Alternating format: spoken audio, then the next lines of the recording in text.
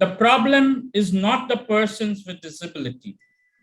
The problem is the way that the idea of the normal has been constructed to create the problem of the disabled person. Good afternoon, ladies and gentlemen, and welcome to the part 2 of the talk by Shilpa Das on conceptualizing disability and disability studies.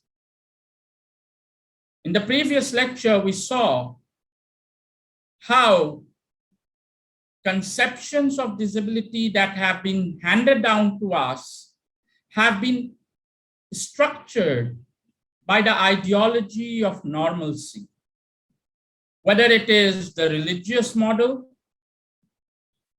the charity model, or the medical model.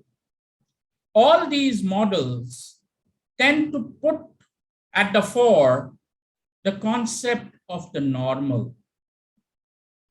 And the disabled person is measured in terms of deviance from such a state of normalcy. So Shilpa in the previous lecture suggested that there is a need to revise and radically alter this approach to the understanding of disability. The idea of normalcy needs to be decentered, and a new concept of disability that goes beyond the individual and takes the phenomena into the realm of the social, cultural, and legal needs to be evolved. We also saw how she talked about disability as a form of social pathology. She laid stress on the concepts of social oppression. Today, we shall move on from social oppression to social stigma. And we shall try to understand how the idea of the normal creates a kind of stigma that shackles disabled people. We also need to understand that this sense of stigma needs to be negotiated at the level of the mind. It is a mental construct. And for this purpose, disability studies, you would see, tries to find alternative ways of understanding corporeal difference, ways that tend to destabilize ideas of the normal. This is perhaps just the beginning of the process of deconstructing hegemonic structures of power based on demarcations of ability. We have a long way to go, and to guide us on this path of growth and evolution at the level of approaching disability, we are extremely privileged to welcome back Shilpa Das. Welcome back, Shilpa. I would also like to welcome our sign language interpreters who silently are doing their work and with great dexterity. Welcome, Stuti and Gargi. Now it's over to you, Shilpa, to continue that amazing and comprehensive lecture that you began 2 days ago. The platform is all yours, Shilpa. Thank you, Professor Someshwar Sati, and thanks to the Center for Disability Research and Training at Kirori Mal College, Delhi University and Saksham, of course, for inviting me to conduct these sessions. Happy to be here today to do the second session, which is called Conceptualizing Disability Studies. But we are also going to go a little beyond and that in this session. Right? Okay. So before we actually look at the terrain of disability studies, but before that, let me quickly encapsulate what we did in the first session, the first webinar on Monday. We looked at different ways of understanding what disability is through various kinds of official, both national and international definitions of disability. Through agencies such as the WHO, the UN, through Indian law. And we looked at how disability has been conceptualized by Indian mythology and folklore.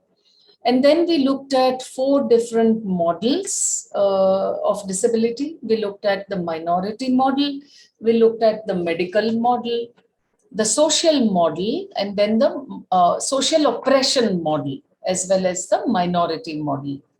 So having done that, we also, in the course of looking at the models, we paused for a while to look at the concept of social oppression and oppression in general and what it is through the work of Paulo Freire.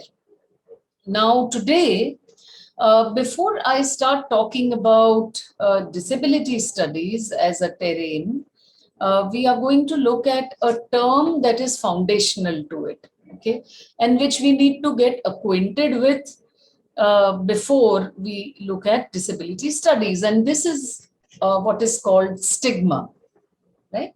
So there are many different ways to approach what is called stigma. And it's a very useful, actually, conceptual framework to develop an understanding of the experience of disability in social contexts and the cultural response to it, which is usually fear. So what is stigma? How is it formed? How and why does it prevail? How does the attribution of stigma lead to fear? How does it generate fear? Answering the question, what is stigma, is difficult because it mirrors society and culture, and both are always changing. It's a very contextual term. So as you can see on the slide, there are different scholars who have looked at stigma in different ways. There are scholars such as Mills, Gibbs and Erickson, who have examined the objective and inherent characteristics of stigma. And this is called the positivist approach to stigma. But on the other hand, you have what are called the constructivist and symbolic interactionist theories, which talk about the process of labeling, okay? And here you have scholars like Becker, you have scholars like Lemmert, but all these works are from the 60s and 70s. But in 2006, for example, you have Gamliel and Hazan, you have Lerita Coleman, who's done a lot of work on stigma recently, vis-a-vis disability. Now, although both the positivist and the constructivist approaches are different from each other, both of them have one thing in common, which is that they look at stigma as an a priori source of social oppression, of social rejection, okay? And stigma is basically part of the complex factors that transform impairment into disability. So basically, when people are seen as different, there is a certain disapproval that is attached to them, to their identity, and there are certain disadvantages that come with that identity. Okay? So with that, let us look at briefly the history of the term stigma itself. So, stigma as a term is part of the complex of factors that transform impairment into disability, as I just said. You may have certain bodily physiological condition, but it is stigmatized and it leads to disability. So, of course, stigma affects employment, social recognition, educational opportunities, friendship, housing, and freedom from violence. But basically, this term is attached to the Christian tradition. Via the Christian tradition, it is attached to the idea of grace. Okay. And stigmas or stigmata, as the term was in Greek, from which the term stigma has originated, they refer to the spontaneously bleeding wounds of saints, understood to imitate the wounds of Christ. Okay, that's from the biblical tradition.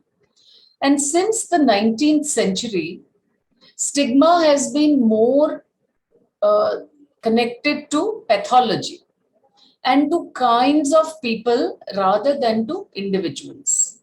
So, at first, the term had a religious connotation, and gradually it lost that connotation of punishment, so to speak. And instead, it began to be associated with medical pathology. And social groups that were considered to be inferior as a result of poverty, race, ethnic differences, occupational status, gender, and sexual non-normativity, and other forms of cognitive or physical difference. So stigma came to be attached to all of these. For scholars of disability, the rise of statistics in the 19th century was essential to in the shifting view of the visibly different from wonder to deviation from the norm. So basically, it is around this time in the late 19th century that the idea of a normal body begins to be conceptualized. And this shifted stigma from individuals to other more systematic forms of oppression. So we also have, it's not as if this was a fairly new idea. Before that, we know that human difference and its regulation have long been an object of study. But for the modern concept of stigma, it emerges around the same time as the discipline of sociology, where it played a very important role in Emile Durkheim's account of social deviance, which he wrote, which was written in 1895. So Durkheim understood deviance as relative, and as a result of power relations that are unequal or asymmetrical. His understanding of deviance was crucial to the labeling theory. So you affix a label to a person's identity. And what he was trying to say is that deviant behavior is not inherently pathological, but it is something that society ascribes. It is something that society characterizes as aberrant or a deviation. So during the 20th century, then stigma was understood as a sign of deviance. Okay. And it continues to play an important role in sociology as well as in anthropology, legal studies, psychology, education, even ethnic studies and the medical humanities and so on. So stigma is crucial to the emergence of disability studies as a field, which is why I'm talking about it right now, and also to the definition of disability itself. One very influential figure here in this discourse is the sociologist Irving Goffman, okay, because he developed the most influential account of stigma in his classic study of 1963. Now, although he was not solely concerned with disability, but he has been very influential in disability studies. So that is a picture of Irving Goffman and of the book that he wrote called Stigma. And his pioneering, definitive, and morally compelling work on stigma highlights how stigma works. So the core of his conceptual framework rests on three notions of identity that he gives us. He gives us the concepts of social identity, personal identity, and ego identity. So social identity basically refers to the everyday ways in which you and I are identified and categorized. The personal identity refers to what marks the person distinct from all others. And the ego identity, as he describes it, refers to the feelings that the person has about that identity. Okay. So Goffman identifies also a set of social processes that are typically connected with any of these three identity concepts. And it is while he talks about in detail the social identity that he conceptually pairs and draws a distinction between virtual and actual identity. Okay. So he, of course, wrote it in 1963. So by virtual social identity means something different from how we understand it today. And virtual identity, according to him, are the assumptions and anticipations that we make about people on the basis of first appearances. Whereas actual social identity is the category and attributes that experience shows that that person possesses. All right. And then he says that interaction takes place easily when virtual and actual identities match. If there is discrepancy between them, it may cause disruption and stigma, especially if that discrepancy downgrades our initial assumptions of that individual. Yeah. So, what is stigma and where is it located? The locus of stigma. If we ask ourselves this question, then stigma lies in the devalued individual, okay, whoever he or she be or they be. So Goffman states that this term stigma, it comes from a Greek verb which means to prick in its original meaning, and these stigmata referred to marks that were made on the bodies of certain individuals, actually made. Usually they were slaves who had transgressed the norms or values of a particular society. So these marks were made on the hands and faces, on the face and hands, and were fully visible to public view. They were made as signs of shame, of social disgrace, and social rejection. And so what happened was that because it was a permanent mark, it forever, basically, these marks made the person on whose body the marks were made, permanently kind of visible, and condemned this person who bore the mark to a life without honor. So over time, what happened was initially, of course, it was used for slaves. Sometimes they were branded, they were burnt into the skin. But over time, stigma attached itself to any condition of a difference that was undesirable. Okay. And from undesirable from what society considers normal. And this condition became a deeply discrediting attribute that disqualified the stigmatized from full social acceptance. It demoted them through some kind of a culturation process and resulted in a lot of different kinds of negative attributes being attached to the person, being heaped upon them. So, as Goffman said, stigma reduces the bearer from a whole person to a tainted and discounted person. Okay. And he used the term in a negative way, as I said, to talk about any physical or social condition, attribute, trait, or behavior that marked the person as discrediting. And what happens with stigma is that there may be one attribute which is stigmatized, but because of that one attribute, a whole lot of other stereotypes also become attached to their identity.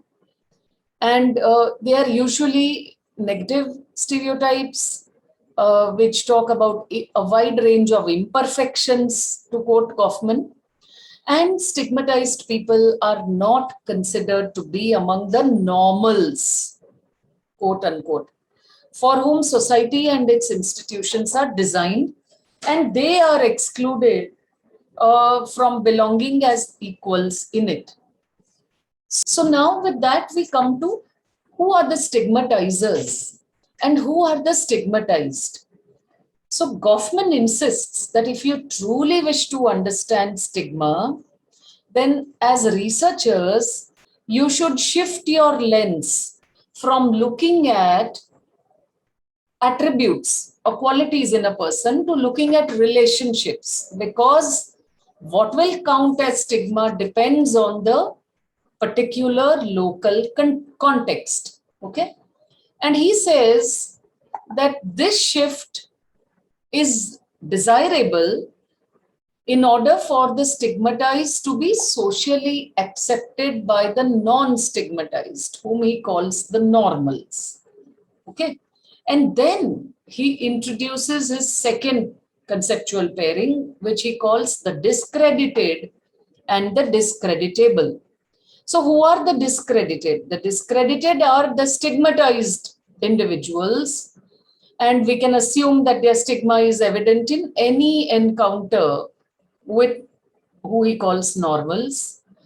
And that is the discredited, and the discreditable are those whose stigma is not observable or otherwise available.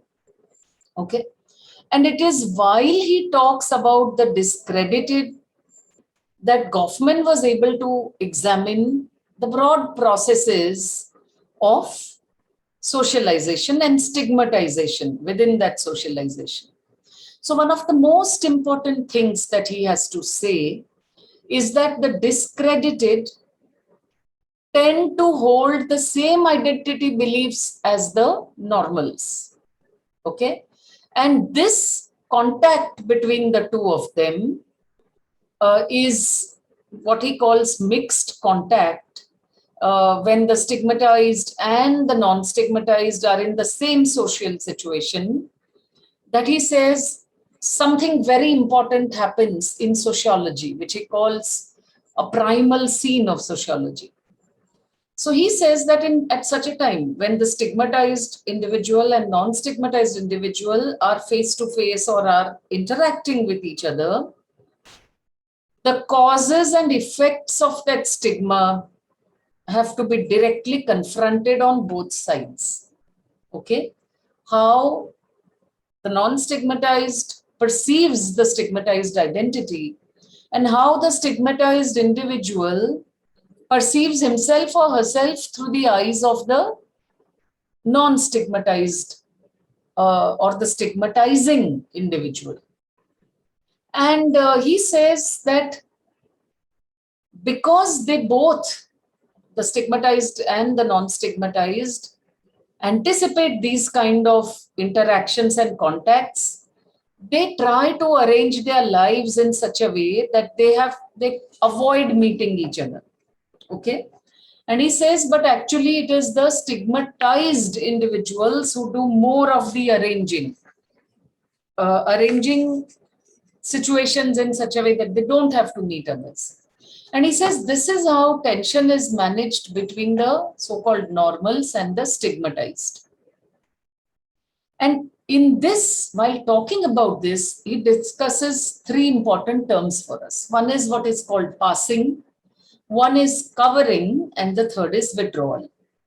So what is passing? Passing means trying to hide the stigma. You limp while walking. So you avoid getting up and walking in the presence of people, say at a party. You are trying to pass as non-disabled.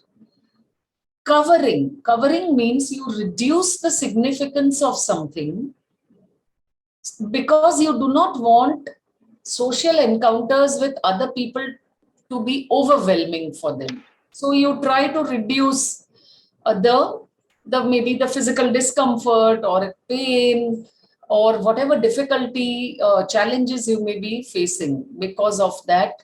In this case, disability, but it can be about anything else.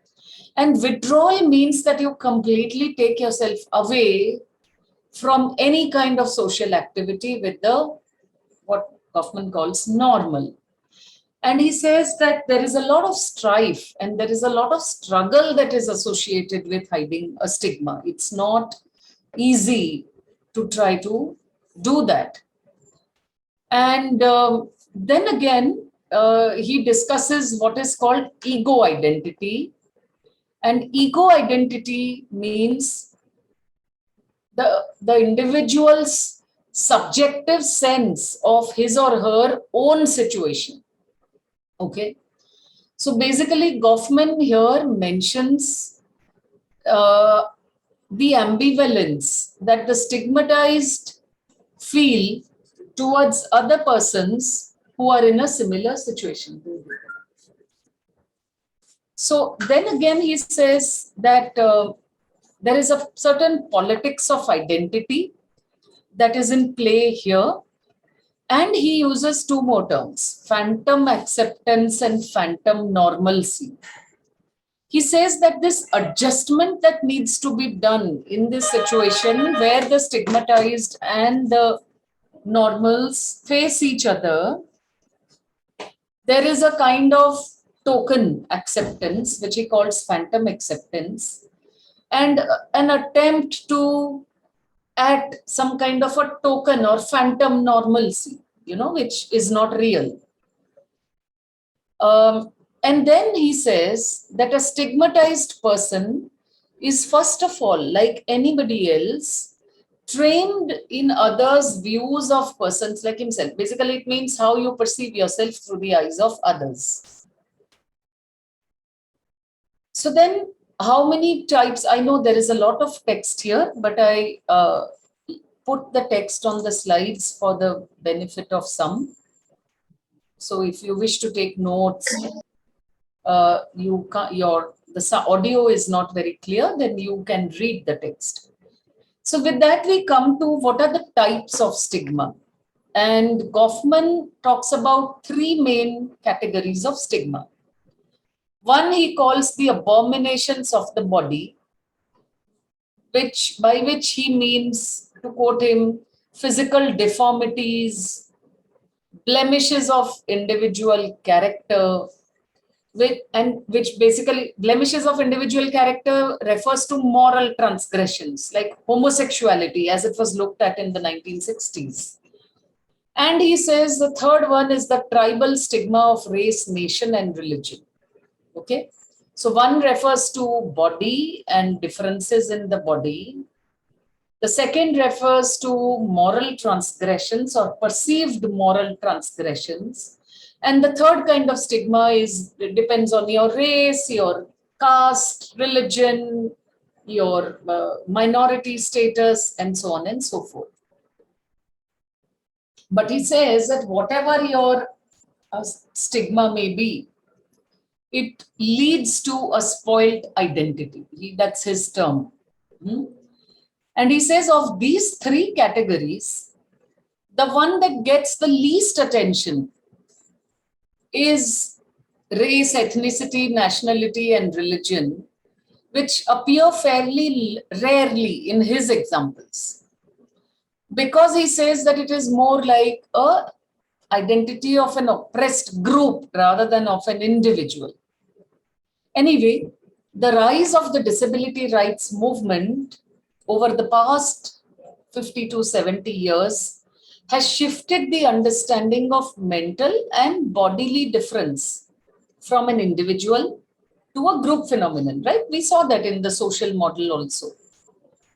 But the problem with this typology, according to Veena Das, the anthropologist, is that it is again sloped towards a very individualistic rendering of the subject. Anyway, what she's trying to say is that it is the individual who has to bear these value-loaded identifications. Okay, and so moral. That was your abominations of the body, but moral taints are of interest to Goffman because moral taints or blemishes discredit the entire person.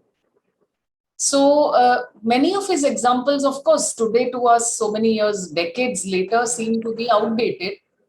But yet it is very relevant because, the stigma that is attached to sexual or to social deviance, such as HIV infected people or drug addiction, is powerful.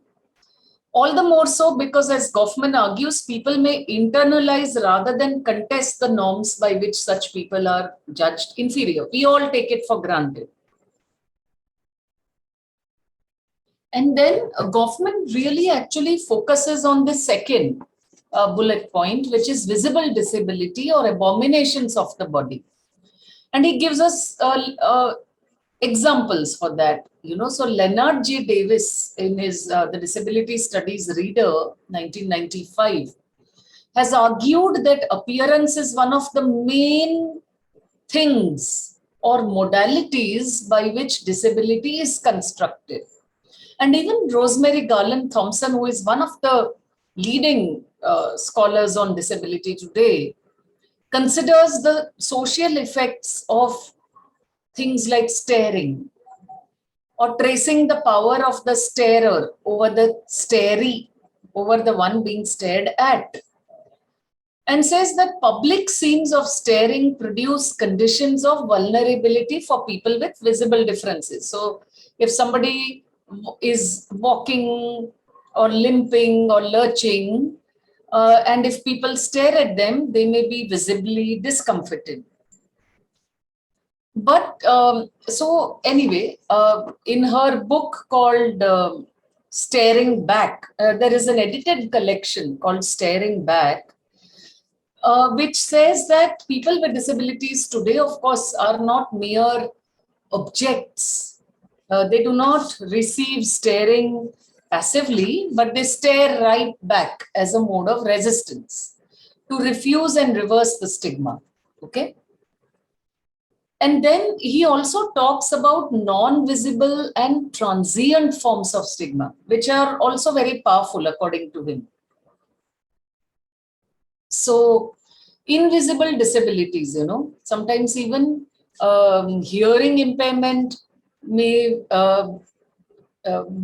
seem to be an invisible disability, or your cognitive and affective difference, epilepsy, vocal impairment may also sometimes seem like to be invisible disabilities, because it is not apparently obvious immediately that the person has a disability. So that is why the term that Goffman used earlier, and which I mentioned in the previous slide, passing, that is why passing is a way that individuals try to shield themselves from abuse or from feeling vulnerable. And Tobin Siebers, actually, you should look up his work, his books. In several of his papers and books, he argues for the significance of what he calls disability as masquerade, how people with disabilities engage in performative acts, either to minimize or to exaggerate their impairments in order to gain control over self-representation, and sometimes to be accommodated easily. So anyway, there is also a scholar named Falk who in 2001 distinguishes between existential stigma and achieved stigma. He says existential stigma is something that the individual did not cause. But achieved stigma is something that the individual has earned because of his or her conduct. And he also makes a distinction between stigmatization that results from social deviance and that which results from a situation and situational deviance. But he says that in a situation, unless it is discovered, the person may get away and may not be stigmatized. Falk also actually talks about formal labeling, labeling that is supported by religion, for example, that you label some people as people of God because they have an intellectual and a disability, or the way women are informally labeled, these are examples of stigma being stigmatized in daily life. So then this slide, just a quick kind of glimpse about how many different people have spoken about stigma and looked at it in different ways. So one of the earliest disability scholars, Vic Finkenstein, in 1980, speaks about, he mentions it, but it is Susan Wendell in 1996, Paul Eberly, Mike Oliver, these are all well-known disability scholars in the early years. They all mention stigma, in the term stigma, in their work. But Wendell speaks of disabled people being stigmatized and cut off from the rest of society and made the other. Then Link and Phelan in 1999 also, in a very important paper, Conceptualized Stigma, taking off from Goffman's theory. So according to them, they give a series of steps in terms of what is written on the slide, that when these interrelated components converge, then stigma exists. So firstly, people find a difference between and they label certain human differences. Second is the aspect of negative stereotyping. So you attach undesirable characteristics to certain people. Okay. Third, labeled people are placed in different categories, us and them. We are the Hindus, they are the Muslims, or we are Christians, they are Jews. So you make this us and them distinctions. And then they say, fourth, the persons who are labeled, they experience a downgrading of their status, and inequality and even discrimination. And then lastly, Link and Phelan say that stigmatization depends fully. Who stigmatizes and who is stigmatized depends on who has access to social, economic, and political power. So that you identify difference, you construct stereotypes, you separate labeled people into different distinct categories, and the full execution of disapproval and so on. Okay. So then some of them have even tried to speak about what are the motives that lead to stigma. So, for example, Coleman says that if a dominant group makes value judgments, Garland Thompson says the power to determine which individual differences are desired and which are undesired. Those who have this power perpetuate such distinctions. And the fact that culture seems to have a shared socially maintained idea of the normate, who are the normals, and so on and so forth. So there are several other scholars, but Coleman in her paper in 2006 explains that what happens is that stigma becomes like a master label, a master status that colors the perception of the entire person. So then you don't see the person, you only see that attribute that you wish to see. With that, what is the role of fear in the persistence of stigma? So a lot of scholars have tried to answer this question, and they say Ainsley, for example, in 1986 said that stigma persists because people fear differences. Anything that is different, they fear. They fear the future, they fear the unknown, and they stigmatize that which is different and unknown, right? So, and then of course, in an increasingly body-focused society like ours, it is as if disabled people constantly remind the non-disabled world or the able-bodied of the negative body. That body that the able-bodied people are trying to avoid, forget, and ignore, right? So there is a certain dread because there is a certain unpredictability about the stigma, that particular attribute. And then the more you fear it, the more intense the stigma becomes. So, and then, you know, what happens is typically people may avoid social interaction with the people who are stigmatized. There is a kind of social quarantine, contempt, exclusion, or even social rejection. So the stigmatized as negative audience, by this slide, all I'm trying to say is that there are many scholars again who have tried to look at the dark and debilitating effects of stigmatization and how there this becomes a negative identity, which is the sole thing about the person that is considered. And more importantly, as Coleman, again, Loretta Coleman mentions, that the stigmatized begin to see themselves and their lives through the stigma. This is similar to what Paulo Freire, in my last session, I spoke about oppression and how the oppressed look at themselves through the eyes of their oppressor. And they again look at themselves as inferior and so on. So the biggest impact of stigma on the psyche of the one who is stigmatized is a loss of self-esteem. And this is one of the biggest, fallouts. So then, as this slide basically just once again brings to light which are the different strategies that the stigmatized adopt to offset stigma. I've already mentioned passing, covering, overcoming also is a strategy. You know, you try to overcompensate. And so these are all different scholars who have worked not necessarily within disability studies, but who are also denial, concealment, falsity, excuses and justifications. You just think of any kind of stigma, disability or homosexuality and so on. And these are some of the ways that people make a politicizing, manipulation of the physical setting and so on and so forth. But all of these take a toll on the individual.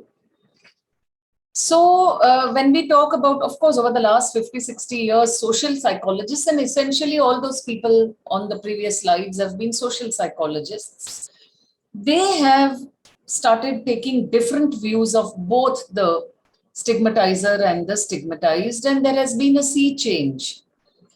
And researchers no longer assume that the personality of a stigmatized individual is affected in negative ways. Okay. They say instead that the stigmatized experience a set of psychological predicaments which they cope with, they manage, they deal with them using the same coping strategies that non-stigmatized people may face or use when they face certain kinds of psychological predicaments or challenges. Right. So then, these psychologists now are trying to explain it in a different way. Coleman in 2006 asserts how stigma uniquely alters the perception in other ways, especially the notion of normality. And so she says that the stigmatized tend to try to redefine normality. And at some point, she says, they realize that it is acceptable to be who you are.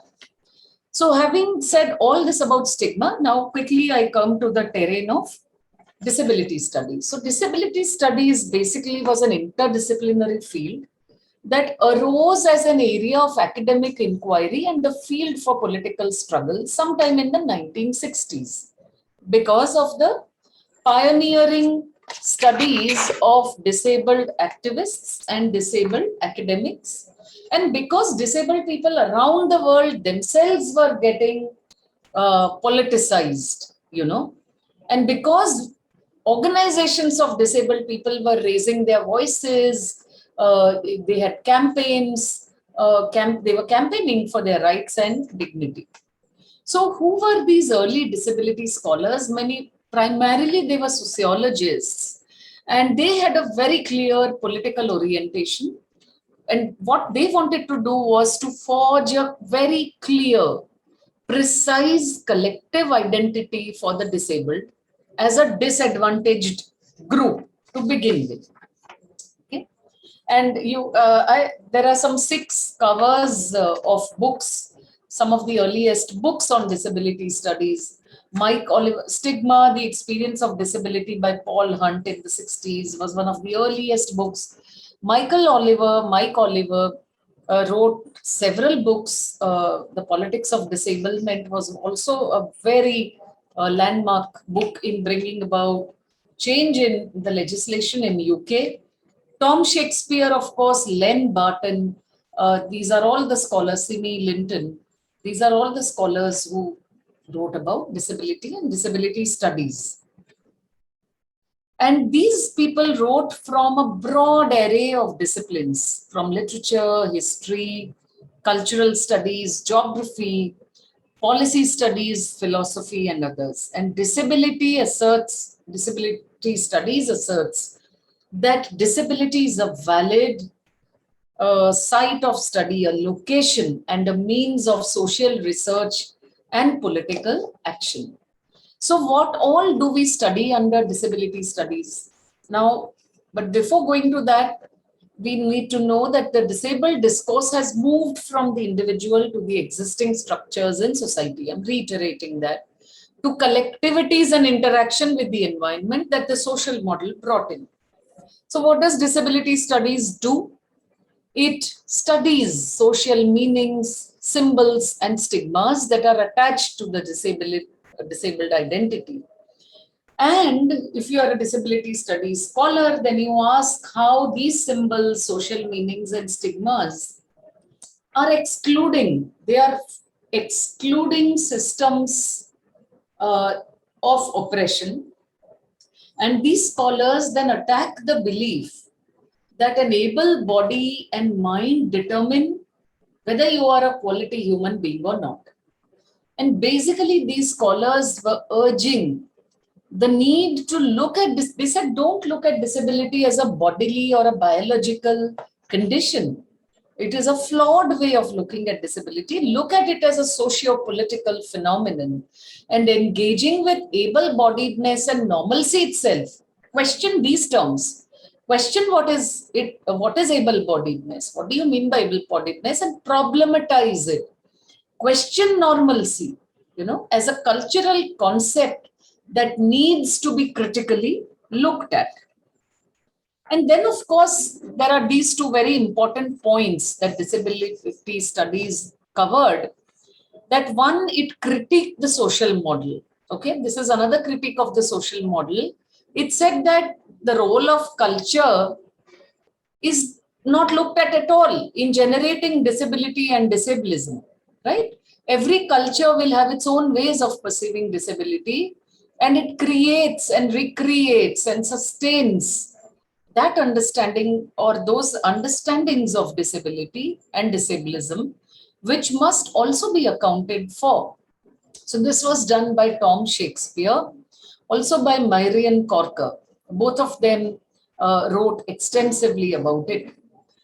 And then, so Shakespeare, for example, said that we need to elaborate how culture continuously objectifies disabled people through reactions like staring, pity, and hostility.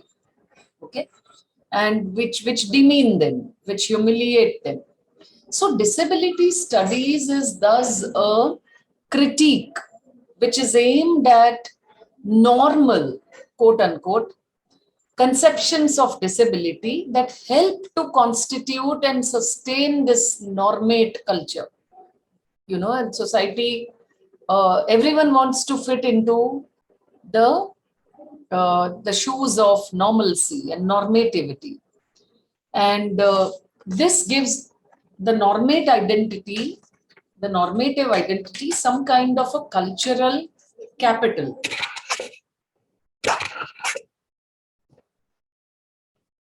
So disability studies then forces you, it demands that you stop subscribing to the ideology of normalcy and that you begin to refer an ideology that the body keeps changing over time and that it is not perfectible. Okay. Most importantly, as I mentioned on the previous slide, it urges the need to engage with able-bodiedness itself. Discuss what is disability. Let us start by discussing ableism, able-bodiedness as a cultural concept, and critically examine it. So, with the work of all these scholars, disability came to be gradually perceived as a phenomenon that was socially constituted and, which is aligned with power structures, depending on who is framing and reframing these. So Shakespeare says, for example, and I quote, rather than interrogating the other, let us deconstruct the normality which is to be assumed. And Susan Wendell, she puts forth another powerful perspective of disability. She says, not only do physically disabled people have experiences that are not available to the able-bodied, but actually people with disabilities are in a better position to transcend cultural mythologies about the body because they cannot do those things that the able-bodied people feel they must do in order to be happy, normal and sane. So she says, if you were to actually consider the perceptions and perspectives of disabled people, you will have an explosion of a different kind of knowledge of the human body and of the psyche.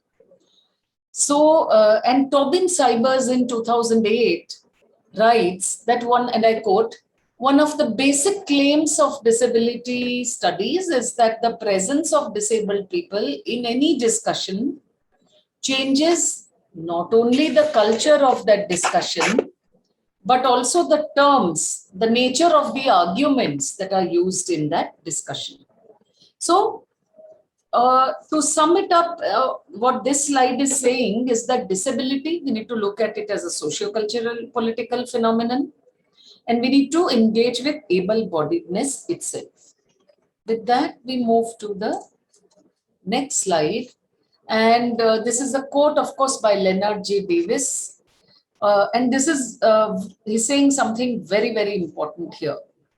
He's saying that disability studies also means that you accumulate and assemble a body of knowledge that is owned by the disabled community, which means that this body of knowledge, this corpus of literature and writing has to come from the disabled community as opposed to one that is written about that community by the quote unquote normal people. So they need to write about their experiences and about disability themselves rather than being written about by non-disabled people. And he says this is important and this would entail taking political action in the classroom, in the workplace, in the courts, the legislatures, the media, and so on. Right? So this is extremely important. If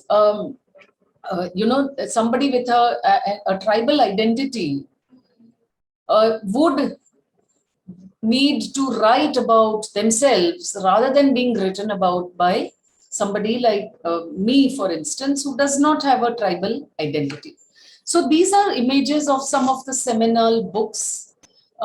Leonard J. Davis is Enforcing Normalcy, the Disability Studies by Leonard J. Davis. Disabling Barriers, Enabling Environments, Disability, Handbook of Disability Studies, Normalcy. All of these are very, very important books. These are some of the important published books, seminal books that have come out of India in recent times.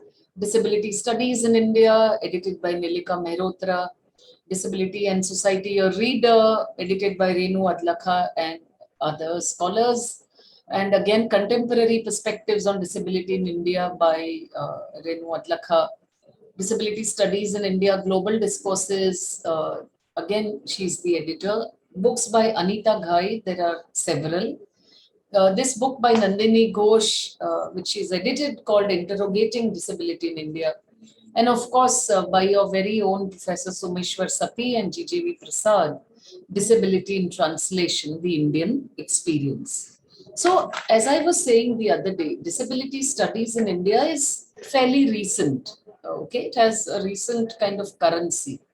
In the last 2 decades, especially, there has been a growing disability scholarship, a critical examination of the many different meanings of disability from the social science and humanities perspective.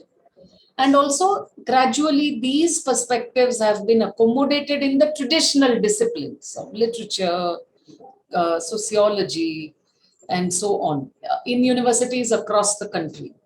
And this has been concurrent in India with a growing disability activism also, which has carved out a space for disabled individuals in civil society organizations. And it has also played a significant role in shaping and the two Disability Acts of 1995 and 2016 that I mentioned in my last session. In fact, in the Indian context, we actually see a very clear link between disability studies in academia and the work of scholars with the disability rights movement. Okay, and the research that is generated in the higher education institutions is feeding into all these movements, strategies, and action with scholars and activists coming together on common platforms. So that was in a capsulated form what are the broad themes of disability studies. And now very quickly I will introduce to you as a connection between this session and the next session on Monday on gender and disability. So I'll quickly talk therefore about feminist disability studies right now. And so what is feminist disability studies? You know, again, it emerged through a critique of the social model. So what happened was that in the 1960s and 70s, when all these Tom Shakespeare and Mike Oliver and others were writing about disability, they were all men. And these scholars, mostly male, the women scholars felt that they failed to account for the experience of gendered disability, you know, and especially that of disabled women. So they felt that these, you know, when primarily male experiences are being spoken about, they thought that issues such as housing, employment, education, and such structural things were being discussed and written about. But what about, and these scholars critique them as being cloaked by the ideology of masculinity, as they called it. So what did they actually do? We'll move on to that in our next few slides. But both what is common to disability studies and feminist disability studies? They both call attention to social justice and collective action. And they are primarily concerned about power, bodies, normalization, and so on. So what did the feminist disability studies scholars do? What they did was they took their inspiration from second wave feminism, okay, from Black feminist thought and even postmodernism. And they borrowed insights, frameworks, methodologies, conceptual, ideas in order to critique the social model and its hegemony, the power that it sort of exercised. So, who were these scholars? Some of them were people like Jenny Morris, Sally French, and Crow, who earlier had been supporters of the social model. But then gradually they started to feel that what the social model is saying is fine. But then it is relegating impairment and the experience of impairment to the private and personal domain and not talking about it. It's separating the personal from the public and the private from the social. And this was their problem with the social model. They said, look, if the personal is political, and it is a mantra that second wave feminism had given them, then they said that the experience of impairment, if that is personal, then it has to be political. Okay? And their plea, their request was to not neglect the individual experience of impairment. I'm sorry, there's something wrong with my camera, it keeps slipping. Yeah. And in fact, Carol Thomas tried to develop the social model further and refine it in such a way that impairment and social oppression would be part of it. It did not find much currency, but she tried to do that. And but importantly, she also called for theorizing what she said are the psycho-emotional aspects of disability. She said all these models are ignoring that completely. The psychology of the disabled individual, the emotional sides to their lives, or the internalized oppression, as she called it. And she said this is a big gap that exists in disability studies, and we need to address that. So, as I said, these scholars feel that the social model focused only on structural barriers and did not look at other complex layers of a multi-layered picture. So all these scholars advocated that you need to bring in the issues of impairment, the body, and the experience of the disabled community into the social model. Because it is hard for disabled individuals to talk about their impairment.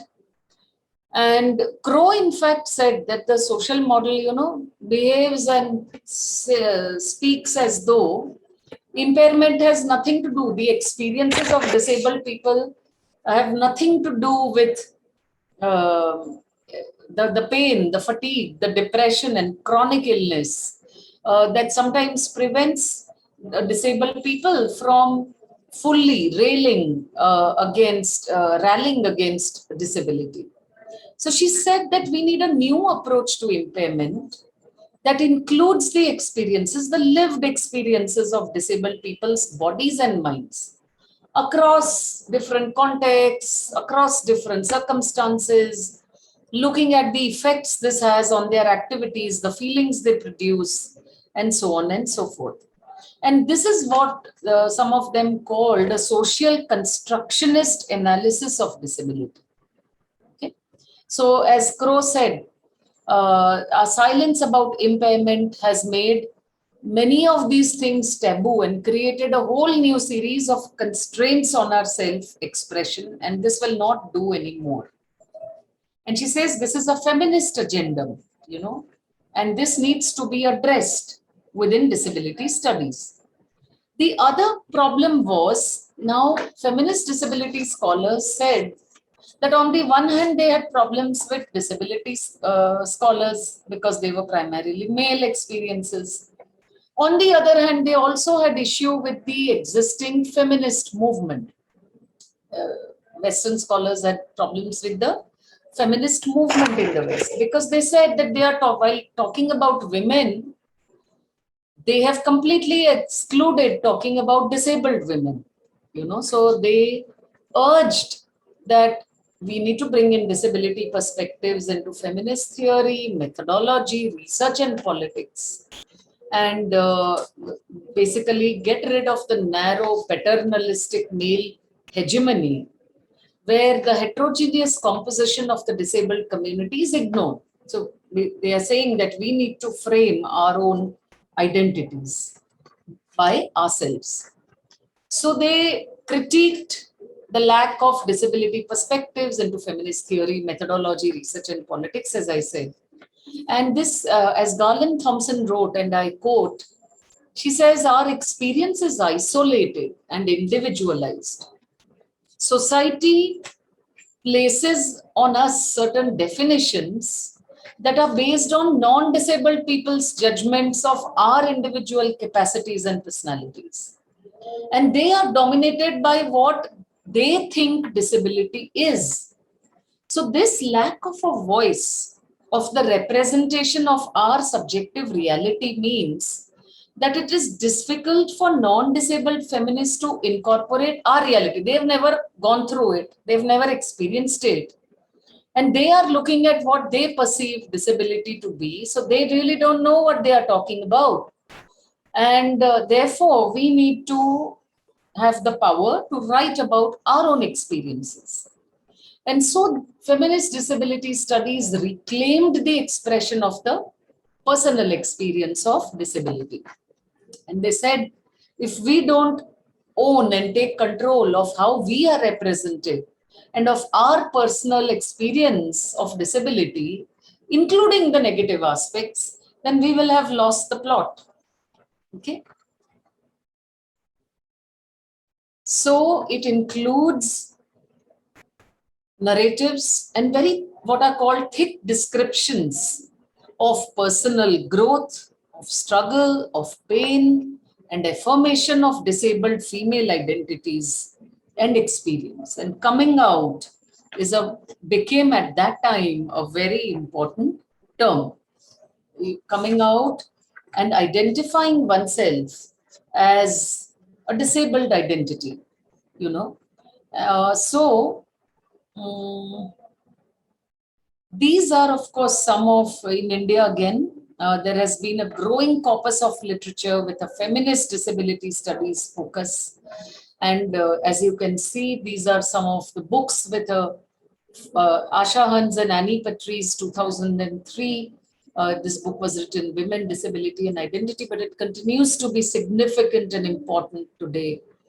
Disability, Gender and the Trajectories of Power by Renu Adlakha. Shubhangi Vaidya, who writes from the experience of the mother, the caregiver to an autistic child.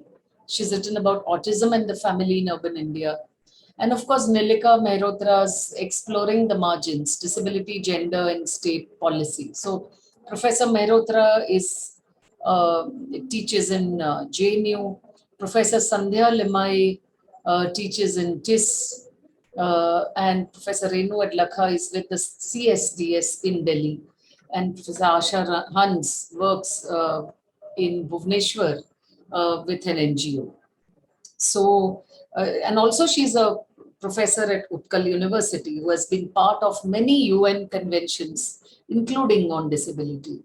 So they have all written and edited books in which many other scholars across the country, several of us have written about and contributed to these books by way of chapters. So, basically to sum up, to conclude today's session, so feminist disability studies is basically seen as a collaborative enterprise between feminist studies on one hand, which talks about social relations and bodies and how they are gendered and sexed, and disability studies, which focuses on the ways that socio-medical, legal discourses and practices construct impaired bodies as disabled. And Garland Thompson writes that, both feminist disability studies challenges existing social relations. It resists interpretations of bodily configurations and functioning as deviant. Certain kinds of bodies are looked at as abnormal and as deviant. And disability studies and feminist disability studies challenged these. How these differences begin to acquire a certain meaning and how certain norms become universalized, the politics of appearance, the politics of naming, and so on.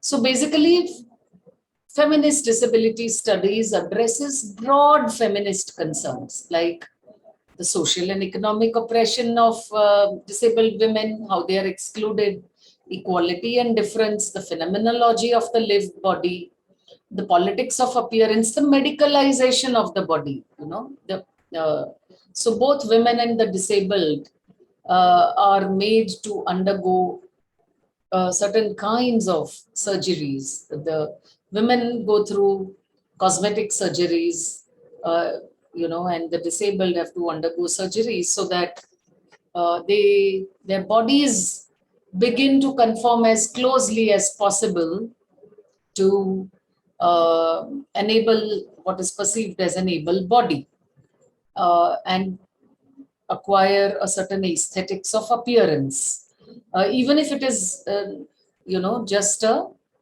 mechanical kind of correction.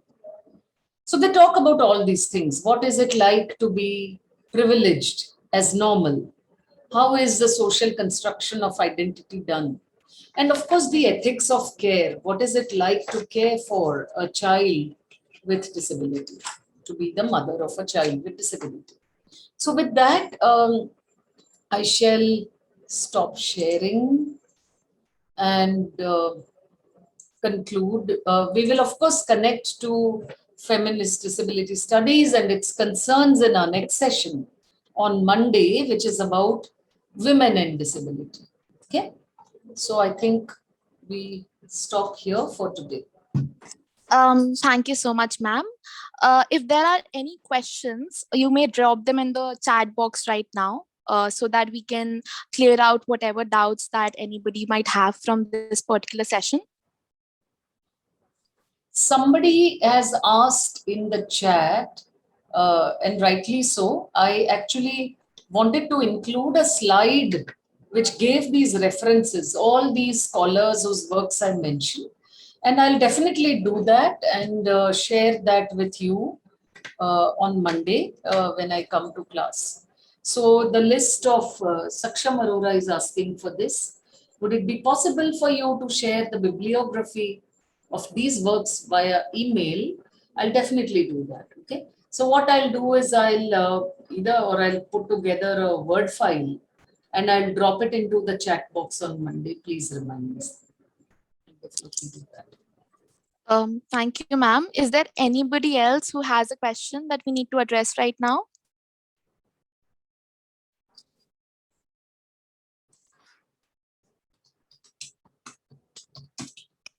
I know that, these sessions, seem to be a little, because this is the first time that you are dealing with concepts from disability studies and disability. And so it could be, too much to deal with. Excuse me, ma'am. Yeah. Just, ma'am, may I ask a question? Yeah, sure, SB. Yes, it's Shampa Bhut from West Bengal. Ma'am, actually, first one was a request, so I thank you, Saksham, for this. Actually, what you have shown there through slides, I have no accessibility in that. So I want them to read afterwards. If you can share them to the coordinators who can mail us. So this is my first request. And my second question is that regarding the last session when we were talking about the disability in literature. So basically we have learned about the Christian philosophy, or before that the Greco-Roman philosophy through Aristotle, Plato, etc. And here in India we have got like Sangitas, Arthashastra, and all other things through which we can kind of draw something about disability in Indian philosophy. But ma'am, I just want to ask, can you suggest any books where we can get the ideas about disability in Islamic philosophy? So this is my first question. And second question is that where do we stand as Indians now? In which model, that is in Western countries we have seen like religious model, charity model, then medical model, social model, etc., one after another. So where do we stand in India today? So these are my two questions. Could you repeat your second question, please? Because Yeah. the audio Yes. went a little off. Okay, ma'am. So my second question is that where do we as Indians stand today? I mean, in which model can we connect ourselves in our Indian culture? The social model, charity model, religious model, medical model. So in Western countries, basically we see these kind of models one after another, and sometimes they are overlapping one another. But in India, where do we stand now? Yeah, I mean, wait, can you hear me? Yes, ma'am. Yeah. Yeah. So it's these models and approaches that I mentioned, it's not as if, they are in some sort of a linear order over time. And they often overlap. There are fuzzy boundaries between them. And you cannot really always draw what should I say? You can't say that first we had a morality model, then we had a social model, then we had a. It happened over time, yes, that these models and approaches and ways of disability come up, but at the same time, it is also that they overlap and they exist, uh, alongside and side by side in society, right? So even because not everyone is going to be aware of newer perspectives and approaches of looking at phenomena like disability, for example. So uh, when we uh, when we say that in India, for example, it is a very complex thing. Like on the one hand, we will say that these are the traditional approaches of feeling sorry for the individual and pity and so on. But again, things are different according to culture, and it often varies as per culture. So let me elaborate through giving you a few examples. A few years ago, when we were working on a project on disability, which was a consultancy project, we found that a certain minority community actually looked at its mentally disabled children in a positive light, in what it considered to be a positive light. And therefore, the way the majority community perceived people with mental disabilities there, and the way this minority community perceived people with mental disabilities, it was vastly different. So there was a certain mystical, they were called mastan, so they're supposed to be God. But of course, that is another way of giving a religious slope to disability. But they call them mastan, and therefore a certain kind of God's people and a certain kind of care, etc., was to be considered. Uh, that is one. The other thing is that in India, if a person using a wheelchair, I'll tell you in a better way. I know I've been fumbling, but let me try to explain this from my own experience, and I'll take a little time. This is a personal experience. Sometime around the early 2000s, I first traveled to the West, and I was really impressed with the built environment and the accessibility there, and everything everywhere. You had lifts and elevators and so on. And it was very easy for a person with locomotor disability to travel there. So I thought that they have such a wonderful their bylaws and everything is in place, and it's a better way of including, socially including disabled people into the mainstream of society and its activities. In India, if there is a person using a wheelchair, we will find that people on the roads will be eager to, to rush to the person's aid, to ask whether they, or people may sometimes not ask and they'll just go and push that wheelchair. But we can't look at it through a Western perspective as someone encroaching on, and it takes time to understand that this also comes from a certain paradigm where people want to be of assistance. So you do not really bristle and say refuse help. 2 years ago, I was in Italy, and one morning I had to reach, I'd gone as a PhD examiner to a certain university in Milan, and I took a cab in order to, and avoided the tube that day because I didn't want to be late and I thought it will be easier. Now, I have a locomotor disability, okay? I limp when I walk, and if I have to walk very long distances, it becomes a problem. Anyway, the taxi dropped me. I took an Uber. I didn't know that Politecnico di Milano has 2 different campuses. So the taxi dropped me off at one campus. And then to my dismay, and it was only 10 or 15 minutes to 9 a.m. when the defense would start, when I realized that he has dropped me at the wrong campus and I was carrying a heavy rucksack with my laptop and the 2 PhD theses and so on. So it was pretty heavy. So I didn't know what to do. I tried booking another Uber. It said it would take 45 minutes.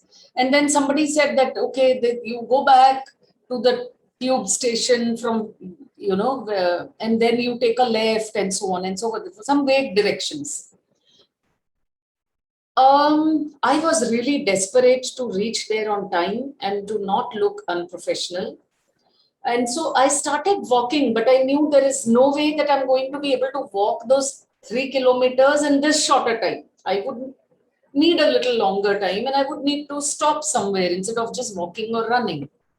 So I kept walking, and then suddenly there was a postal van. So this guy, this young fellow did not understand anything other than Italian. And I was speaking in English, but I managed to communicate to him that I need to go to the other Politecnico di Milano campus. I thought he understood. So he asked me to get into his postal van. There was no seat because but he asked me to sit on those packages. It was a strange kind of van. So I sat on the packages next to him, and he took a turn somewhere and then happily offloaded me. I thought I had reached the right campus, and then he zipped off. And then to my dismay, I realized that was also the same wrong campus, but the other side of that. So now it made it even worse because I had to come back to my original point and then start again in the direction. So anyway, then I kept walking and I was sweating and it was difficult because I was wearing those heavy coats and so on.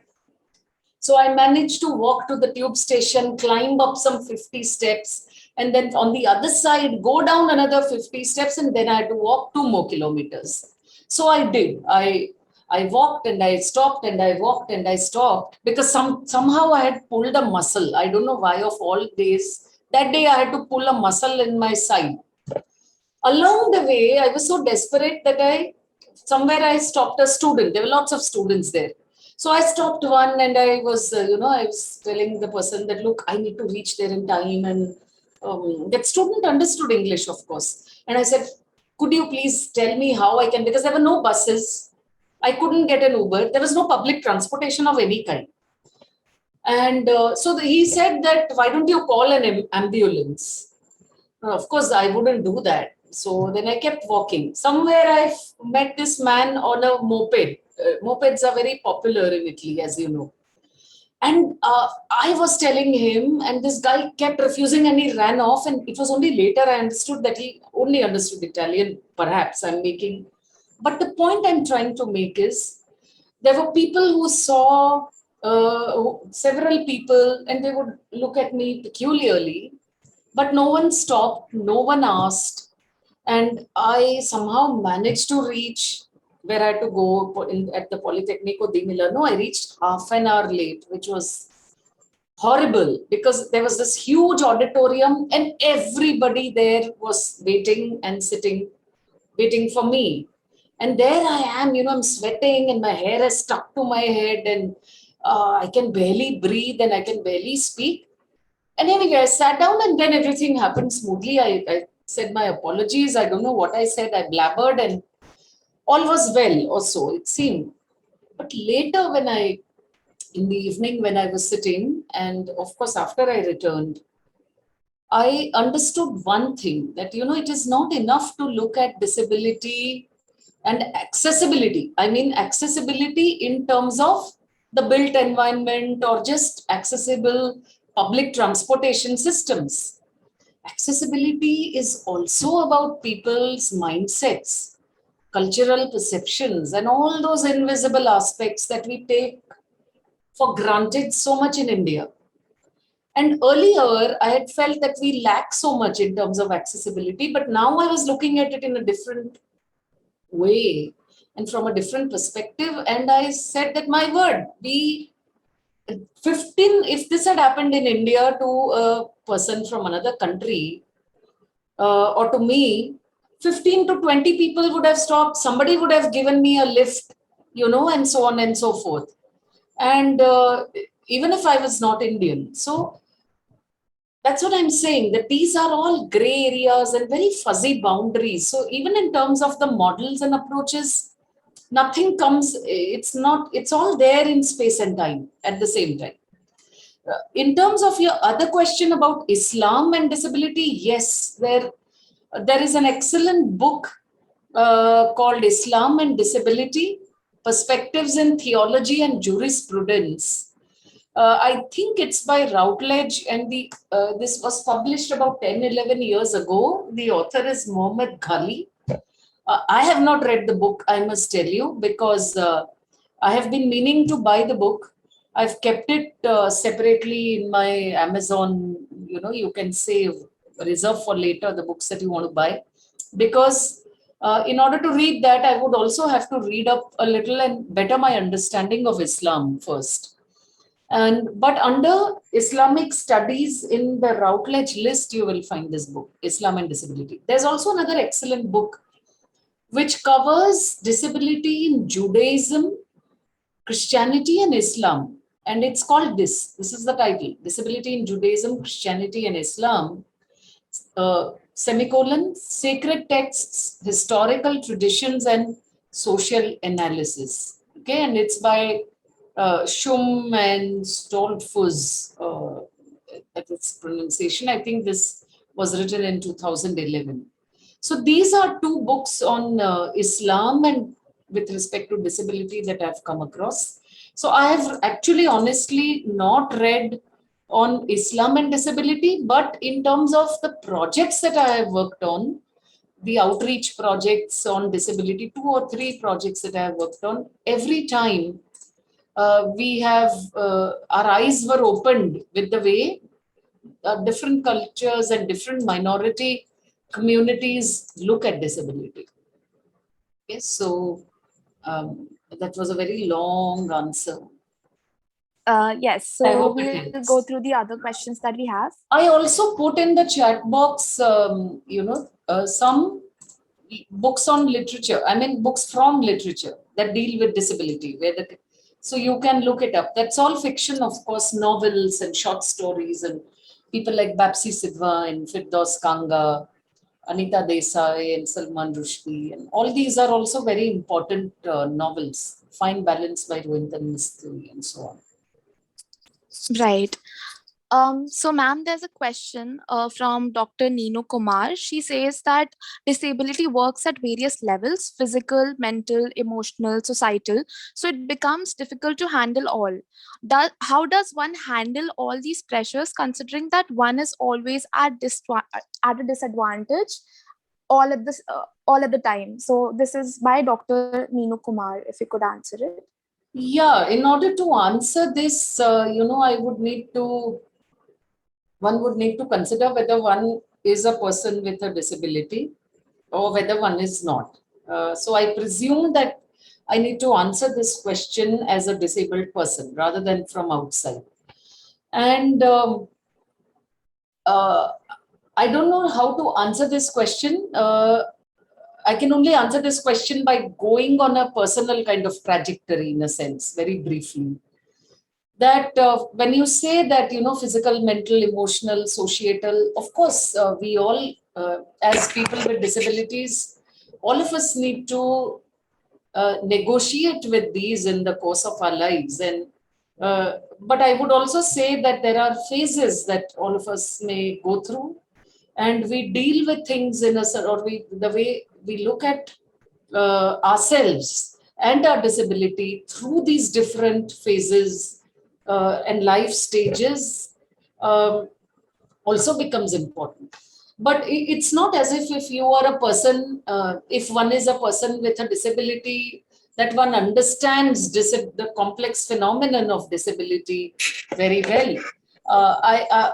Despite being a person with a disability, it was only when I worked for the first time on an outreach project on disability as late as the early 2000s, when I must have been in my early 30s, that I actually began to understand disability as social oppression, disability, all those things that I have been talking about in these two sessions that scholars have written about. And then suddenly it all started making sense to me. And that is what took me to the discovery that there is a corpus of literature out there, of critical works out there, which have to do with disability. Till then, I was completely unaware of that as well. And since then, it's been a journey of,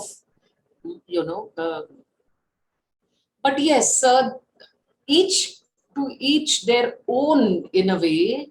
And I'm sure the disabled community is also such a heterogeneous community, that even two people with the same disability, based on their life experiences, their circumstances, the agency that they take to empower themselves to bring about a transformation in their lives, all of it has a very important bearing on one's self-concept and self-esteem. Ultimately, it's all about that. Shaping all of us, disabled, non-disabled, it's all about how we shape our self-esteem and how we look at ourselves. And also, of course, what experiences we may have had. Some of us may have faced more instances of discrimination and negative experiences than others. So, I could actually talk for 10 hours on what you are asking, Dr. Neenu Kumar. Yeah. Thank you so much, ma'am. I hope that answers the question. So another question that we have is from Radhika Sharma. She's asking that as you are talking about feminist disability studies, which clearly highlights the drawbacks in feminist scholarship of excluding disabled women, similarly, caste is another marginalized community. How can we approach the intersection of disability and caste? Yeah, that's a very good question, because it's all about, it relates to the what we call intersectionality, right? So the theory of intersectionality means this: the more variables, and it's why just caste. Also, what bringing in the variable of a minority identity can do, or a tribal identity can do, or of having a different sexual orientation and then being disabled can do, So there is a kind of hierarchy, and I'm going to be speaking about this on Monday. Monday is less theoretical, so to speak, and less abstract, and more about actual empirical studies in India and the West, and what comes up about women with disabilities and that.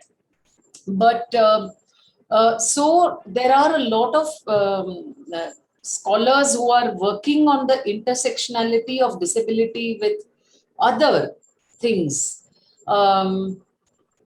And one could approach that and look at that. I don't think I have come across papers or research, or that maybe I have not read, on disability and tribal identities, but disability and caste, I think, has been subsumed in larger studies of caste by scholars like Nirupama Rao and others. So yes, but these are all, so for all you aspiring, doctoral researchers, here are the gaps that exist that you can fill, the intersection of disability with gender and caste, the intersection of disability with other sexual identities and so on and so forth.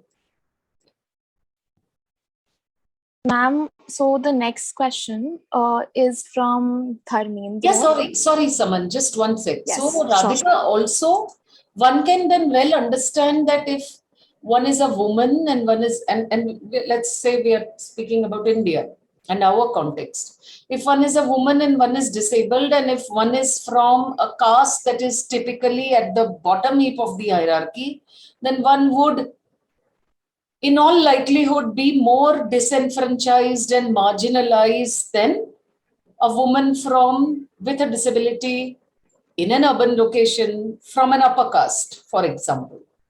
So that is how it works, and that is how this entire rubric gets more complex. And yeah, okay, yes, Saman, let's move on to the next one.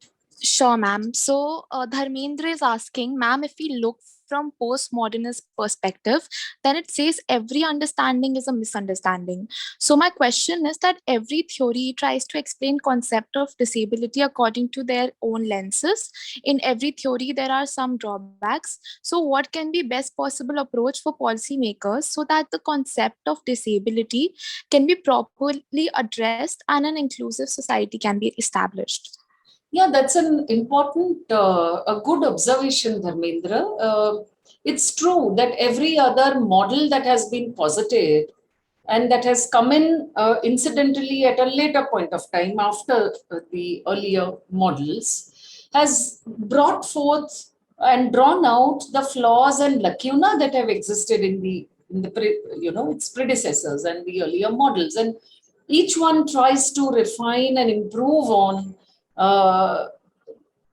the perspective or the approaches to looking at disability.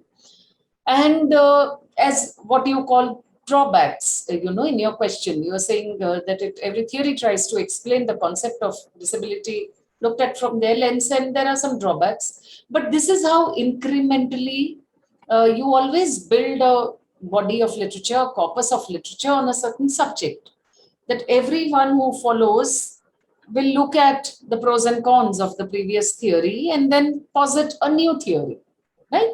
And that's what you do in research as well. You look for gaps that exist and you try to fill in those gaps. And that is what the proponents of all those models were doing.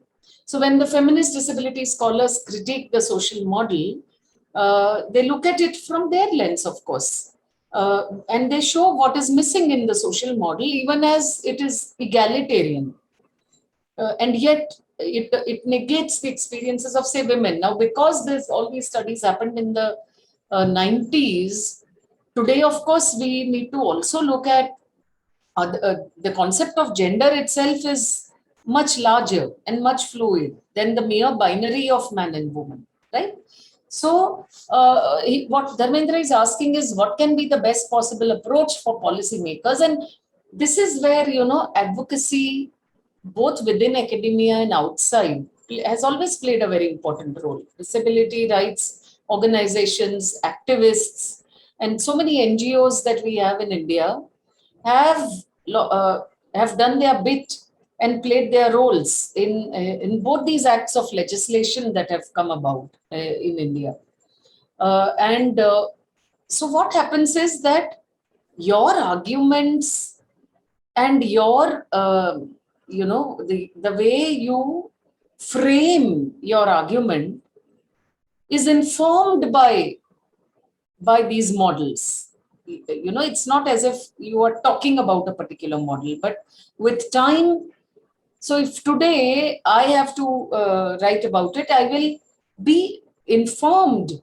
My argument will be informed through the feminist disability perspective, of course, primarily, and the disability and the social model as refined by feminist disability scholars, of course.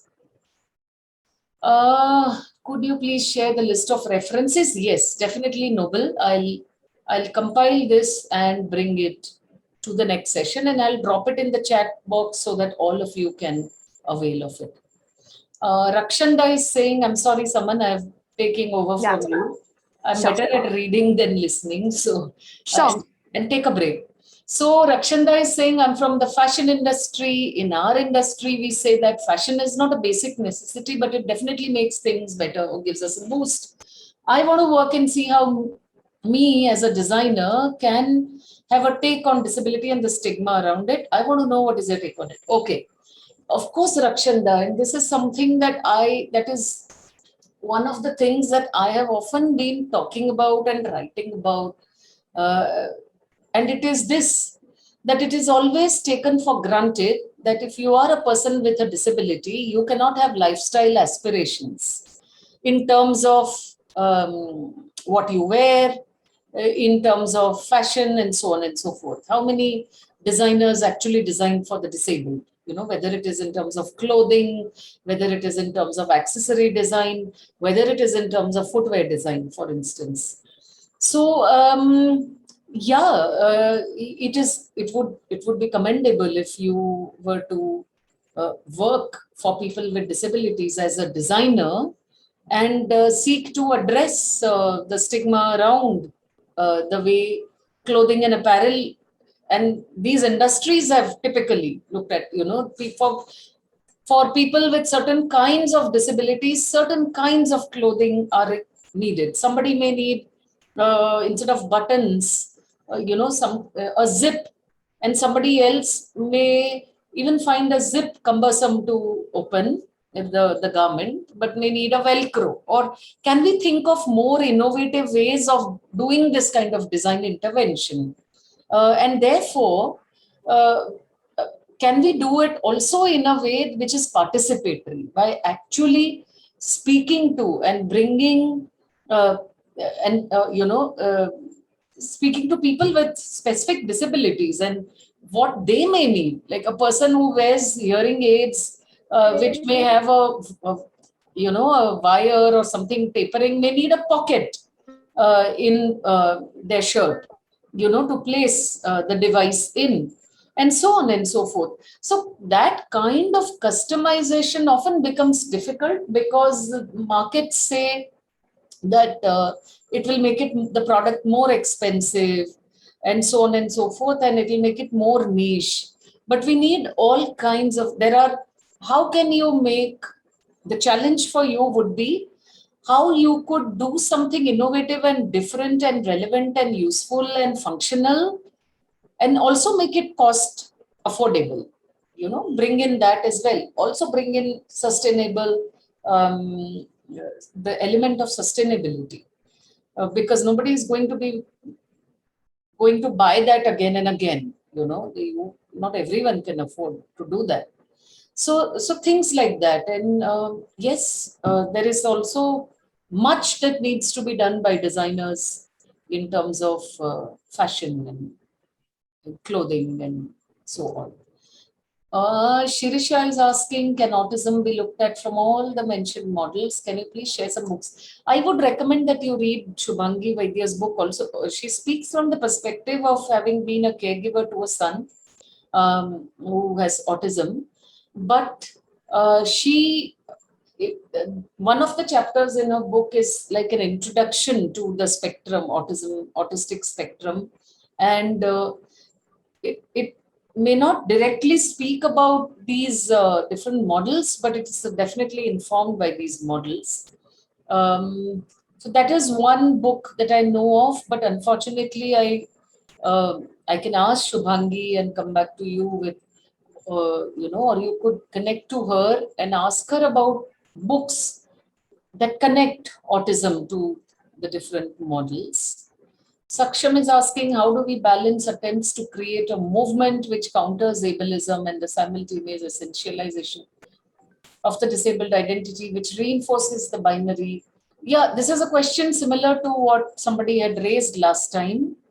Uh, one is, of course, at the level of the government, the things that can be done, but the other is also at our individual levels.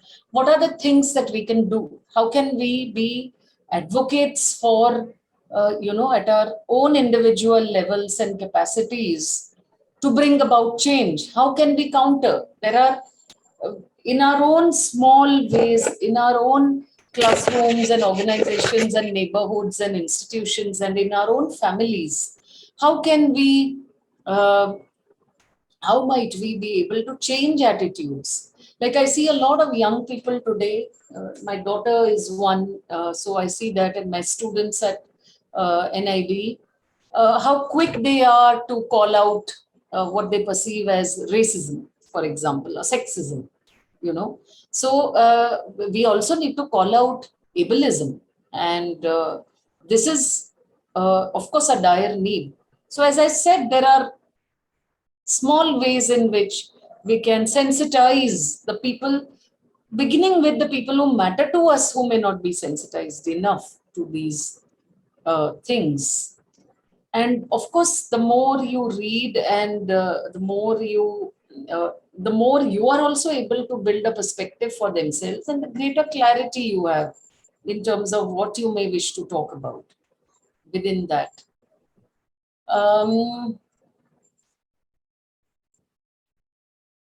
Good evening. First of all, my question is, what are some ways in which abled women can help the disabled women to raise their... Yeah, I would phrase, thanks Surbi, that's an important question. What are the ways in which abled women can help the disabled women to raise their own voice against social oppression and stigmas imposed on them by society? First of all, I think it is very important that disabled women themselves raise their own voices against social oppression and stigmas. But of course, then I would be generalizing and looking at this from my position of privilege, as from all the privileges that accrue to me by virtue of my own identity as a disabled woman. But at the same time, showing solidarity with the movement, the way you might show solidarity with people who identify as being part of the LGBTQ spectrum. And there are so many there are so many scholars within disability studies and feminist disability studies today, both in all over the world and in India. And this community comprises both people with and without disabilities. So it is not as if only, but of course both have and both have their own values. The outsider perspective of somebody who is non-disabled does not have less value than the insider perspective. That is somebody who identifies as disabled, or So there are, of course, several ways. It depends on what one might wish to do. Whether you would like to do something from within academia, whether you would like to work with NGOs, whether you would like to join the ranks of disability activists, whether you would want to conduct research on disability, or even reading. Reading itself is so empowering because you are making yourself, you are arming yourself with all the arsenal that you might need.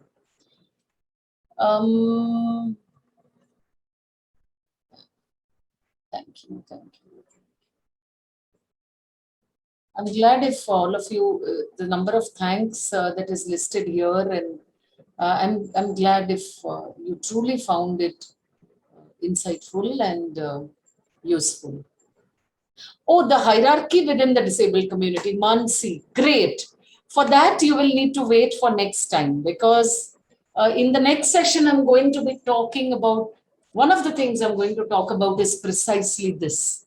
So, and if I don't bring it up, don't hesitate to nudge me right there in the middle of the session, but I'm not likely to forget. Shilpa, I guess what Himanshu is hinting at is not just a gender one, but a hierarchy between disabled I people. know, I know, I know, I know. And that is exactly what I'm going to be, one of the things that I'm talking about in the, even if it is in the gender and disability session, but because I talk about hierarchy there between disabled men and women, I'm also going to talk about hierarchy among the disabled community in general. So is it okay, Mansi, if I answer your question next time with greater depth instead of quickly answering it where I disappear this time? Yeah, precisely. Disability of different kinds. Okay, if you think that I should speak about it now, then I shall. So it's not, let us not, let us meaning let us, people with disabilities who identify as disabled people within the community, not sit on a moral high horse and think that we are always discriminated against by the non-disabled world. Okay, that's true. It's not a myth, but that's not the complete picture. I have often found in my own experiences and through my own experiences that people with certain kinds of disabilities are likely to posit themselves and place themselves on a higher rung in the ladder of hierarchy vis-a-vis other people with disabilities. Yeah, I have seen a lot of people with locomotor disabilities, for example, um, consider themselves superior to, say, a person who is blind, or a person with a deaf person, considering themselves superior to a person with a locomotor disability because it is an invisible disability of sorts, if you know what I mean. A person who is limping and lurching or crawling, it is obvious, or a person who is blind and is using a stick. These two are two of the most physically salient disabilities, right? So one has that, and then on the other hand, there is also a certain hierarchy um, that, not always, of course, let's not generalize, but what I'm saying is that between people who have physical disabilities or sensory disabilities like blindness, locomotor disability, and so on, and what I call mental or intellectual disabilities. Okay, so they would be considered inferior, and so on. And the anomaly and the irony is that it often manifests uh, in, and so many people with disabilities, especially women with disabilities, have spoken to me and expressed this, that especially when it comes to the issue of marriage, this often manifests, and so some, and even the degree of disability. So two people may have polio, and one person uses crutches to walk, and the other may get by without using a crutch or any other aid. And so there is a, so that also is something that exists and that is there, and which one has sensed, one has seen, and one has felt as well. Let us be honest about it. Okay. So, yeah. Shilpa, in this context, I was wondering about the very symbol of disability, Correct. Of course, a person it's on the a wheelchair. wheelchair. Yeah. And that is so exclusionary in many ways.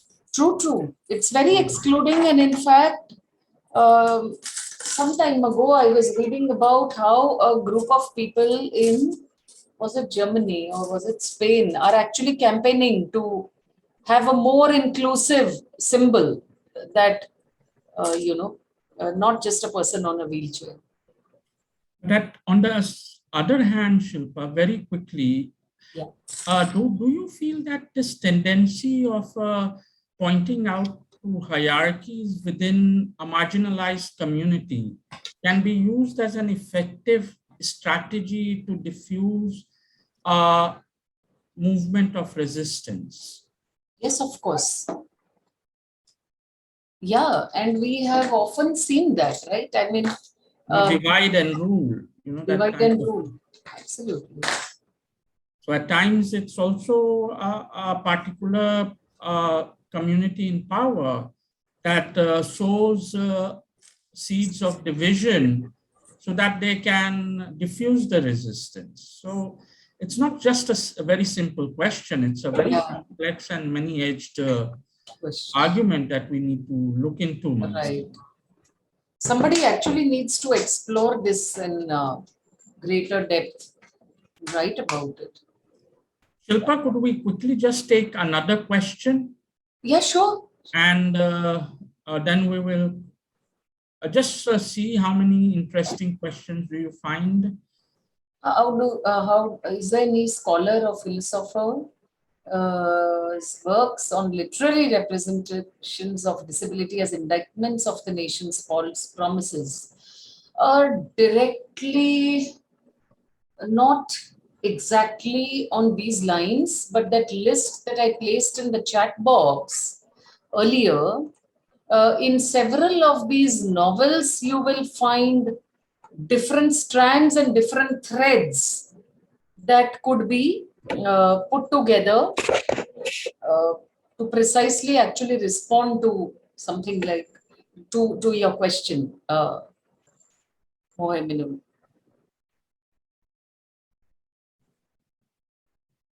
How do we tackle such hierarchical discrimination? Of course, at an individual level, at a systemic level as well. But also, how do you, as challenging as changing people's mindsets can be vis-a-vis disability, it would be as difficult to tackle, ingrained hierarchical discrimination of the kind that we have just mentioned. And I know of colleagues who have called out, when they face such a situation, colleagues with disabilities who have called it out and brought it to the table, and who have brought it, how do I say? I can't directly answer your question, but in a slightly in a slightly roundabout way. Yesterday, I was in a meeting with by a certain university in Europe, and it is about a disability collective that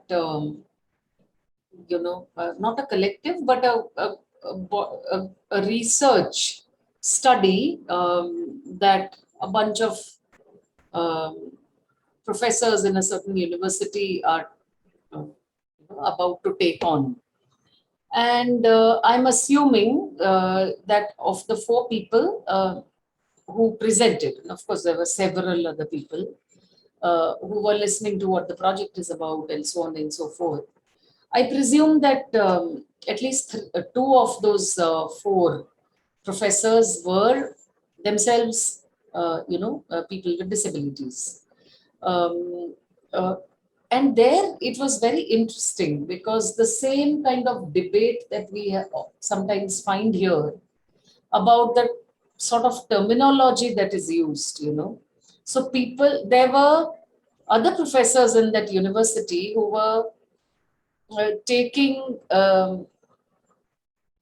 who were not taking well the dis in the disability. The term that the professors who were presenting were saying the disabled and disabled people. And somehow it was not taken well. There was a lot of, discussion around it.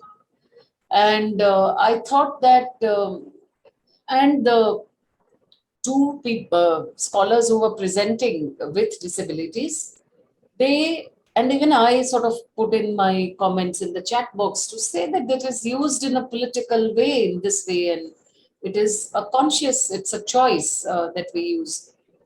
And yet it was really, really actually hard Because for example, there was one person who had a child with autism, and she said that when somebody uses the term disabled for my child, I feel that everything that he can do is negative.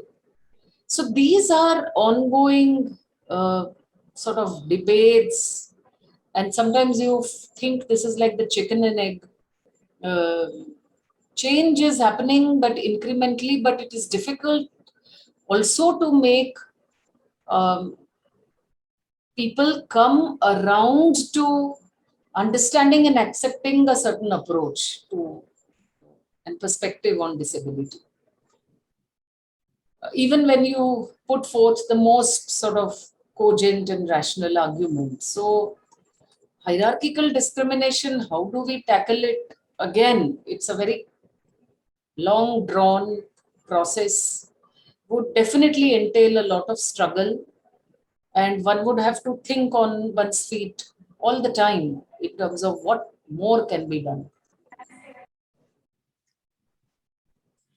And Shilpa, the real question is that there are certain commonplace misconceptions of the word disability being synonymous with inability. And this may be a Correct. semantic argument that they are not synonymous, they have completely different connotations. True. But in society at large, the distinction is generally rendered porous and they flow into each other. Right. So I think that as you pointed out in the beginning of your lecture on Monday, it's very important to understand where these terms are coming from and where they are leading us to.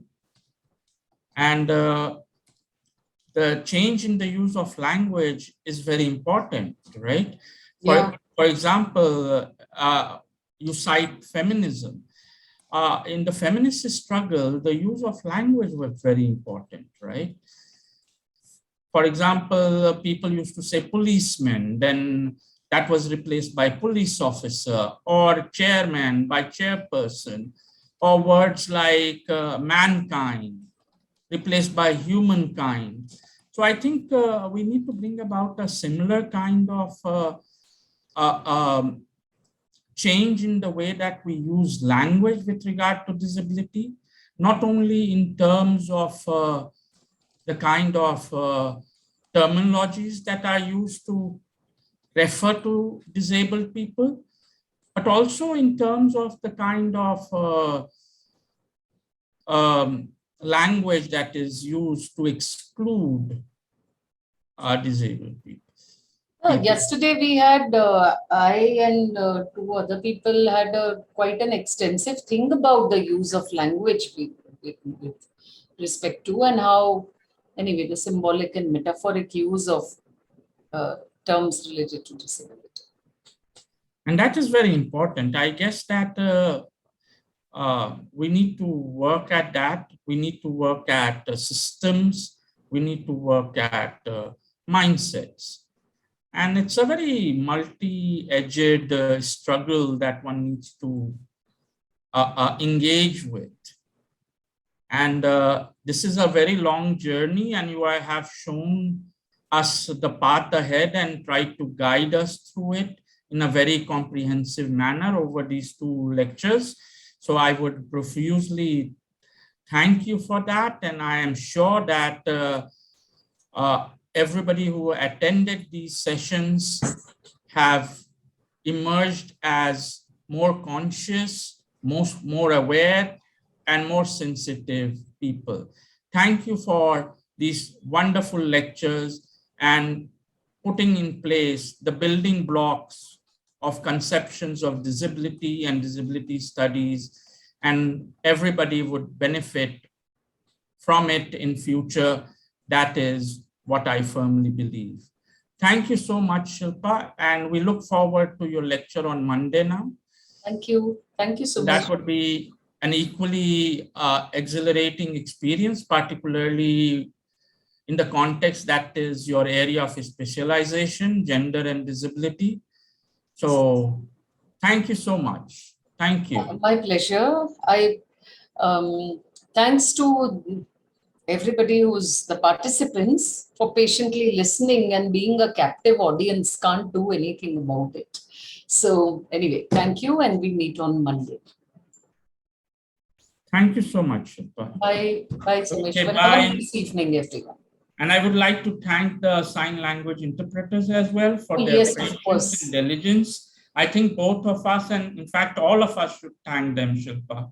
Yes, both of them, both Gargi and Yeah. they have done a wonderful job, and they are living embodiments of the sense of commitment and diligence that all of us should develop in our struggle to create alternative systems of understanding corporeal difference.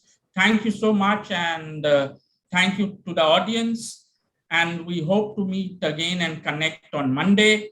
So till then, it's goodbye and all the best from all of us. Thank you.